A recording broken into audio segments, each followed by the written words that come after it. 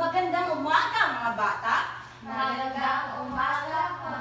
Kamusta ang inyong araw? Mabuti lang po. Magaling at okay ang inyong araw. At sa pagsisimula ng ating diskusyon ngayon, inaanyahan ko ang lahat na tumayo para sa ating panalangin. Sino ang gustong manggulo sa panalangin? Okay, Gwen? Sa ngalan ng Ama, ng Anak, ng Espiritu Santo. Amen! Pwede na kayong umupo. Ngayon, mga bata, sa pagsisimula natin ay magbibigay ako ng mga rules para sa inyo na kailangan yung sundin upang matiwasay ang ating diskusyon sa araw na ito. Naiintindihan ba? Oo. Magaling! So, ang una nating alituntunin sa ating silid-aralan ay umupo ng maayos. Tapos, makinig sa guro. At kapag meron kayong mga katanungan, ay itaas lamang ang inyong kamay para kayo ay ma-recognize. At huwag kayo gumawa ng kahit anumang ingay na hindi sinasabi ng guro. Naiintindihan ba? Opo. Magaling mga bata. So ngayon, magkakaroon tayo ng review kung ano ang ating tinalakay kahapon. Sino ang makapagbibigay ng review? Okay, Kim. Thank you so much, Kim. Maraming salamat. Yan ang ating tinalakay kahapon patungkol sa kung paano natin mapapangalagaan ang ating kasuotan. Ngayon naman, sa pagsisimula ng ating aktibidad at diskusyon ay magbibigay muna ako sa inyo ng isang aktibidad. Ready na ba ang lahat? Opo. Kung ready na, ay gawin niyo ang very good clap. Alam niyo ba ang very good clap? Hindi po. Dahil hindi niyo alam, ituturo ko sa inyo. Ang kailangan niyo lang gawin ay ito. Sundin niyo ako. 1, 2, 3. 1, 2, 3. Very good, very good, very good. Kayo nga. 1, 2, 3. 1, 2, 3. Very good, very good, very good. Magaling. At sa inyong aktibidad ngayong araw, ito ay patungkol sa paglalaba. Meron akong kagamitan dito sa paglalaba. At sa loob ng baldeng ito, ang mga kagamitan sa paglalaba at iba pang kagamitan na hindi para sa paglalaba. Ang kailangan nyo lang gawin ay kunin nyo dito sa loob ng balde ang mga kagamitan para sa paglalaba na tingin nyo ay ito ang tama. Naiintindihan ba? Opo. Ngayon ay ito ang balde. At igrupo ko kayo sa tatlo. Ito ang group 1, group 2, at group 3. Ngayon, kailangan ko ng isang representante mula sa inyong grupo na siyang kukuha ng mga kagamitan nyo sa paglalaba dito sa ating mahiwagang balde. Naiintindihan ba? Opo. Handa na ba kayo? Handa na po. Bigyan nyo nga ako ng very good clap kung handa na. 1, 2, 3. 1, 2, 3. Very good, very good, very good. Ngayon, pwede na kayong pumunta sa inyong grupo.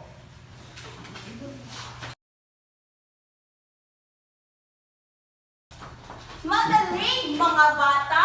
Kayo ay mahusay at nakuha niyo talaga ang mga kagamitan sa paglalaba sa ating mahiwagang balde.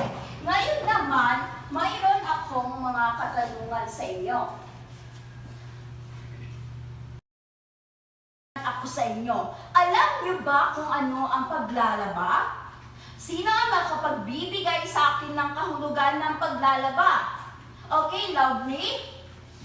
Thank you so much, Lovely. Maraming salamat. Yung sagot ni Lovely ay patungkol sa paglalaba. Ngayon, ang ating diskusyon ay patungkol sa paglalaba, sa wasong paraan ng paglalaba.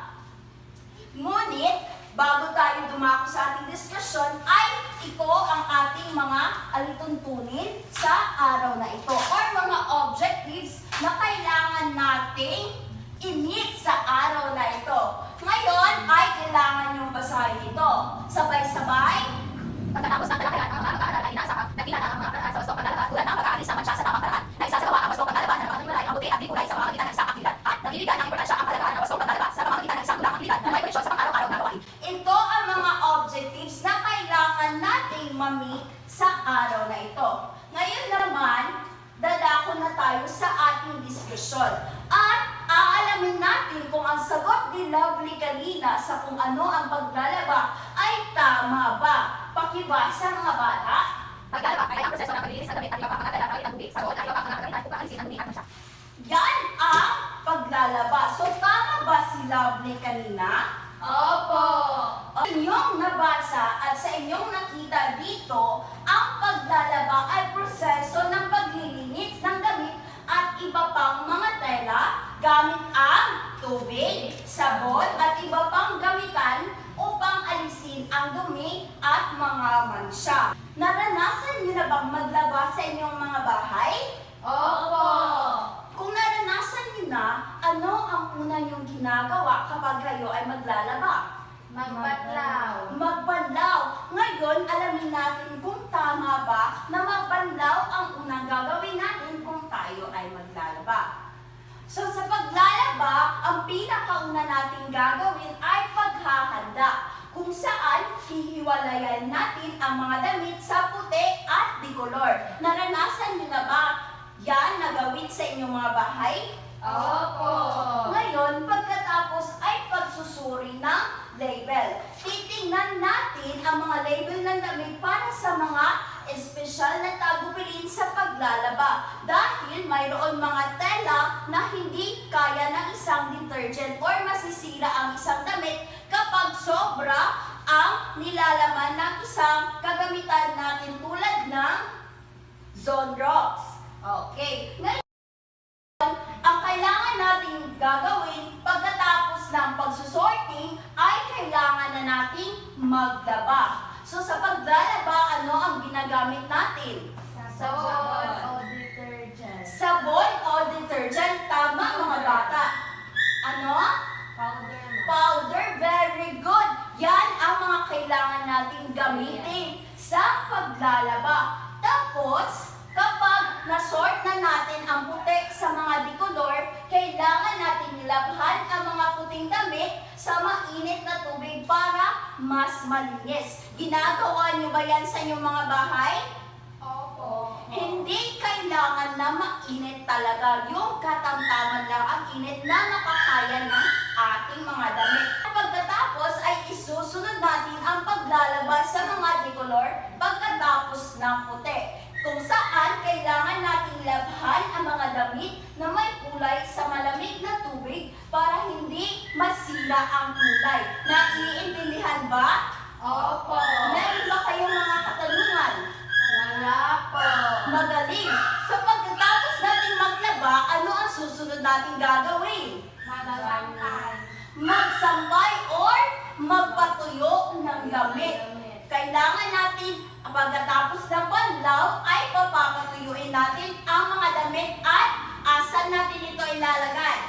Sa basket. Sa labas, isasampay. Magaling mga bata. Bigyan ang inyong sarili ng very good clap. Isa na lang ito, isa na lang ito. Very good, very good, very good. Magaling mga bata. Ngayon naman, sa paglalabang mga bata, minsan, ang mga damit natin ay mayroong mga mansya at dumi. Nakikita niyo ba yan sa mga damit niyo? Opo.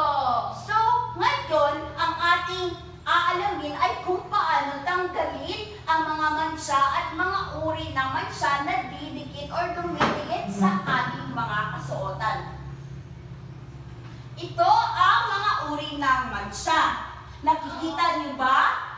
Opo. Ang unang uri ng mansya na ating tatalakayin ay dugo. Ang dugo ay isa ring mansya. So kung mayroong dugo ang ating kasuotan, kailangan lamang natin pakibasa. Ibabad ang damit na may dugo sa palanggan na may tubig at sususin ang pagudi. Sabunin ang sabong maligo upang madaling makuha ang mancha. Yan mga bata. At ito ang halimbawa ng damit na mayroong mansya na dugo. So ang kailangan lang natin ay susundin ang sinasabi dito upang matanggal natin ang mga mansya sa ating damit. At pagkatapos matanggal ang mansya ay malinis na ulit ang ating mga damit. Ngayon ay dadako tayo sa pangalawang uri ng mansya, ang Tsokolate. So ito ang halimbawa damit. Nakikita niyo ba? Opo. Paano kaya tanggalin ang tsokolate? Ito, mga bata, pakibasa. Ibabad ang damit na may tsokolate sa mainit na tubig ng ilang minuto hanggang sa lumamig ito. Gustusin ang sabon ng mansa at laban. Kung hindi mananggal ang mansa, gamitan ng katas ng kalamansi at asin. At yan ang mga paraan, mga bata, kung paano natin alisin ang mansya na tsokolate sa mga damit. At kapag nasunod natin, ito ay mawawala na ang mansya ng tsokolate sa ating mga damit. Ngayon naman ay dadako tayo sa pangatlong uri ng mansya, ang Tinta. ang tinta. Ito ang halimbawa ng isang damit na mayroong tinta. Paano kaya natin aalisin ang tinta sa damit? Pakibasa. Buhusan ng alcohol ang sariwang mansa at tinta. Badawan sa malamig na tubig bago laban at sabuni. Kung di pa mananggal ang mansa, maaaring lagyan ng katas ng kalamansi at asin. At yan ang pagtanggal ng tinta sa ating damit. Kapag nasunod natin ito ay mawawala na ang mansya na tinta sa ating damit. Ngayon dadako tayo sa pang-apat na mansya. Ito ang Gum. or ang bubble gum. Ito ang halimbawa ng isang damit na mayroong bubble gum. At kailangan natin itong alisin dito sa damit upang magamit natin ang damit. At kailangan lamang natin kuskusin ng yelo ang kabila ng damit na may chewing gum upang tumigas ito. Kaskasin ang tumigas na chewing gum ng mga kamay o likod ng kutsilyo.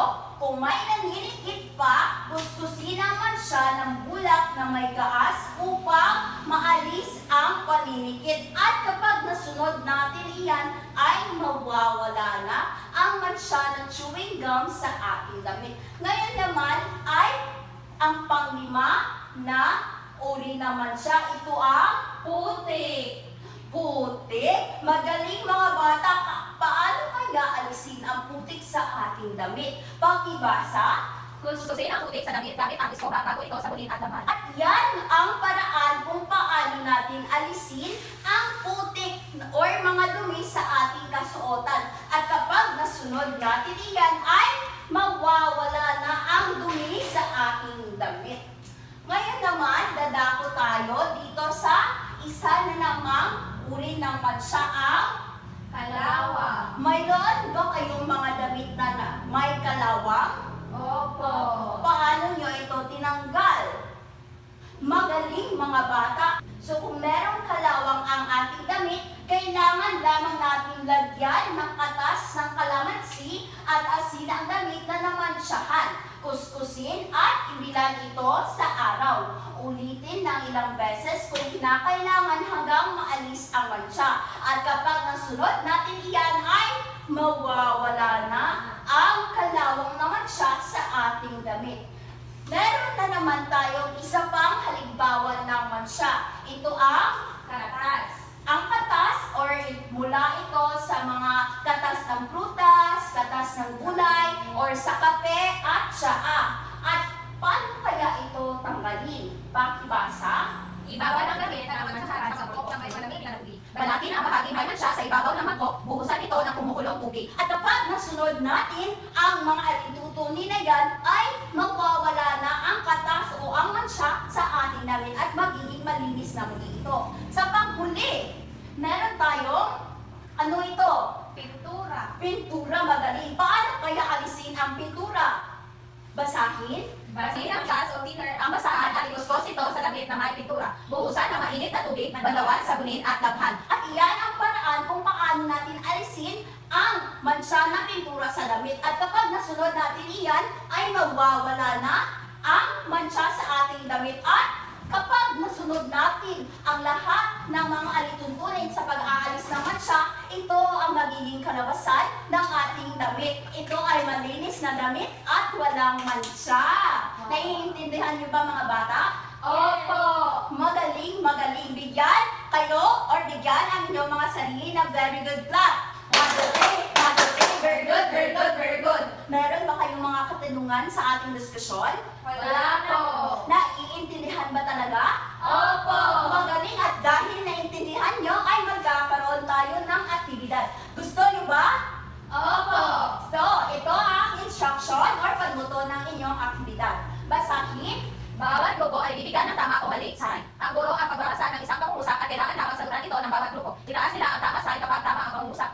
naman ang taas kababali ang pag-uusap. Naiintindihan ba ang panuto mga bata? Opo. Magaling! Ngayon ay pumunta na kayo sa inyong grupo at ito ang inyong mga tama at malisay. At gawin nyo ang aktibidad ngayon. Tapos na po. Magaling mga bata, ang galing-galing nyo at naintindihan nyo talaga ang ating leksyon sa araw na ito. Ngayon ay magtatanong ako sa inyo ng mga katanungan upang malaman ko kung may naintindihan ba talaga kayo. Ang unang tanong, Ano ang paglalaba? Kim? Thank you, Kim. Magaling. Bigyan si Kim ng very good luck. Isa, magaling. Ay, sorry, baby. I want to go. Very good. Sa pangalawa, tanong, maligay ng paraan sa gustong paglalaba. Magaling, Gwen. Bigyan si Gwen ng very good luck. Very good. At sa kaling katanungan, magbigay ng isang uri ng matcha at ukuyin ang paraan sa pagtanggal dito. Sino susunod? Okay, Lovely. Magaling, Lovely. Bigyan si Lovely na very good luck. Very good. 1, 2, 3, go. Very good. at ngayon ay magkakaroon naman kayo ng isang aktibidad. Excited na ba kayo? Opo. Gusto niyo pa ba ng isang aktibidad? Opo. Ngayon, ito ang panuto sa inyong aktibidad. Pakibasa. Ang klase ay hahatiin sa dalawang grupo. Bawat grupo ay gagawa ng isang maikling tula na nagpapakita ng mas sobrang sa paglalaba tulad ng paghiwalay ng puti sa likod at pagtaklan ng bansa. Dapat din ay makita ang kalagahan ng gustong paglalaba. Ang gawain tula ay dapat nasa isa hanggang 3 minuto lamang at bibigyan kayo ng 10 minuto upang mag-ensayo sa inyong tula. Ang puntos ay makukuha ng bawat grupo ay base sa kriteria sa ibaba. Ngayon ay bibigyan ko kayo ng criteria sa inyong dula na gagawin. At sa dula niyong gagawin ay pwede kayong gumamit ng mga kagamitan na ito. Hahatiin ko ito para may magamit ang lahat ng grupo. Ito sa Group 1, Group 2, at Group 3. Handa na ba kayong gawin ang inyong aktibidad? Opo. Ngayon ay pumunta sa inyong grupo na hindi gumagawa ng anumang ingay. Galing mga bata ang hukusay ninyo at nakita talaga ni teacher na kayo ay may naintindihan at may nakuha sa ating leksyon dahil ang gagaling niyo talaga. Bigyan ng very good luck ang inyong mga sarili. Very good. Yan ang ating diskusyon tungkol sa paglalaba. At bago natin tapusin ang diskusyong ito ay magbibigay ako sa inyo ng inyong takdang aralin. Kunin ang inyong kwaderno na pangtakdang aralin at isulat ang inyong takdang aralin. Tapos na ba sa pagsulat? Opo. Magaling mga bata. At bago umalis si teacher ay mayroon ba kayong mga katanungan? Wala na po. Wala na ba talaga? Opo. Magaling mga bata at yun lamang ang ating diskusyon sa araw na ito. Sana ay may naintindihan kayo sa leksyon ni teacher at sa mga aktibidad na ating ginawa. Paalam mga bata!